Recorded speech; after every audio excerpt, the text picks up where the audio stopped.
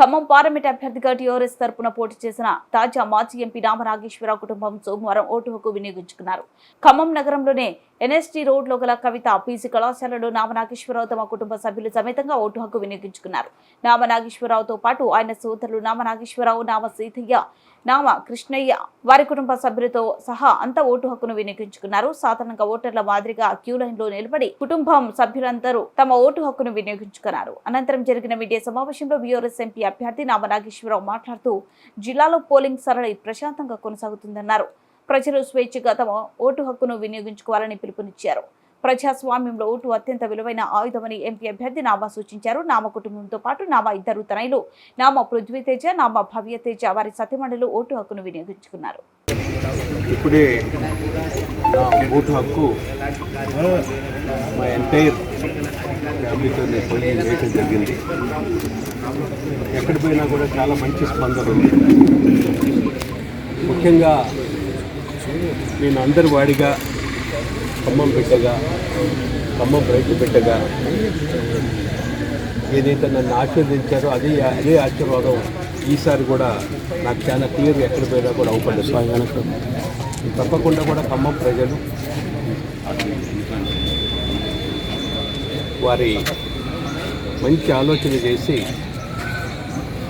మళ్ళీ ఒక రైతు బిడ్డను ఆశీర్వదిస్తున్న గట్టి నమ్మకం నాకుంది.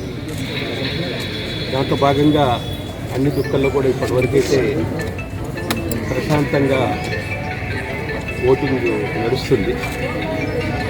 కొన్ని సెన్సిటివ్ బూతులు ఉంటే అవన్నీ కూడా నేను కలెక్టర్ గారి దగ్గరికి ఇవ్వటం కూడా జరిగింది 3 రోజుల క్రితమే.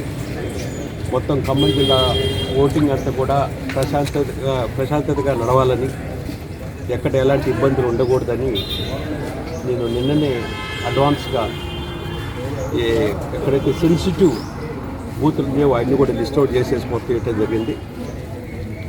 నేను ఇక్కడ ఉన్నటువంటి పోలీస్ సిబ్బందికి, అదేవిధంగా ఎంప్లాయీస్ అందరూ కూడా చాలా జాగ్రత్తగా ఓటర్స్ని అందరికీ కూడా ఓటు వేయించే విధంగా జాగ్రత్తగా చూసుకోవాలని, ప్రశాంతంగా సాయంత్రం వరకు అందరూ ఓట్లు వేయాలని. దాంట్లో భాగంగా ముఖ్యంగా కనుక చూసినట్టయితే ఇప్పటికే నన్ను 2 సార్లు ఆశీర్వదించారు. మళ్ళీ తప్పకుండా కూడా ఒక ఖమ్మం బిడ్డని, ఒక రైతు బిడ్డని మళ్ళీ పార్లమెంట్కి పంపుతారనే గట్టి నమ్మకం నాకుంది. ఎక్కడ పోయినా మంచి స్పందన ఉంది. గత 30 రోజుల సంది కూడా చూశాను. నన్ను అందరి వాడిగా ప్రజలు ఆశీర్వదిస్తారనే గట్టి నమ్మకం నాకుంది.